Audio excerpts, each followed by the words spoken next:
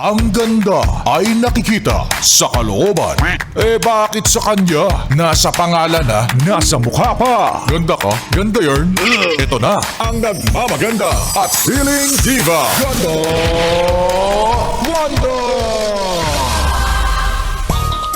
Yes, friend! Magandang gabi, it's me, Ganda Wanda. Kasama niyo na ngayong solid Friday night para sa programang Chika ni Wanda.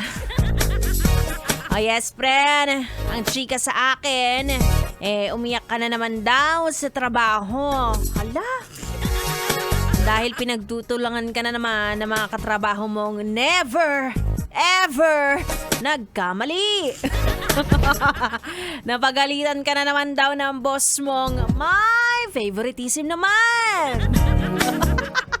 O kaya naman, naiyak ka lang dahil sa dami ng trabaho mo, hindi mo na alam kung ano ang uunahin mo. Oh.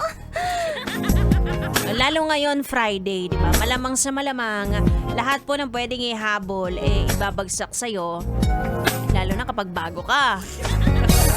Kaya ako sa inyo, dapat hindi kayo bago Pag magpakabago.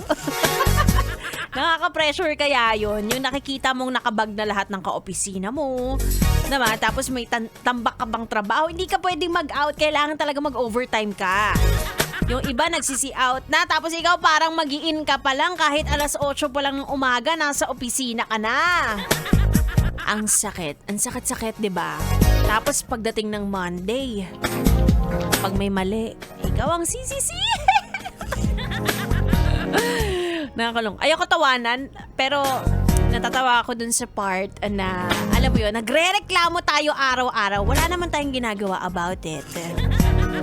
May mga sitwasyon kasi, yes friend, na talagang yung workload mo, ginagawa mo araw-araw sa trabaho, yung trato sa'yo sa opisina, ka-resign na.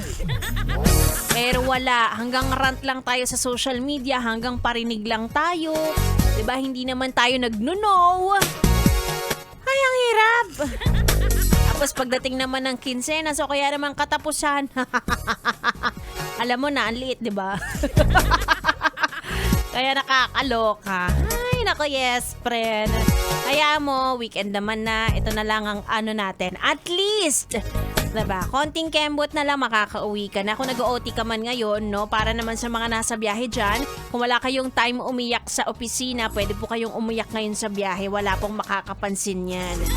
Maniwala kayo sa akin, walang pakialam. Wala pong makikipagchismisan dyan. Tapos, bumawi ka na lang ng pahinga ng Sabado at Linggo, diba? O, i-block mo muna sila. Pwede naman yun, i-block mo sila. Tapos, un-block mo na lang kapag Monday. May mga gumagawa nun. May mga kilala ko. I-hide yung story, mga ganon. Anyway, ituloy natin ang ating chikahan.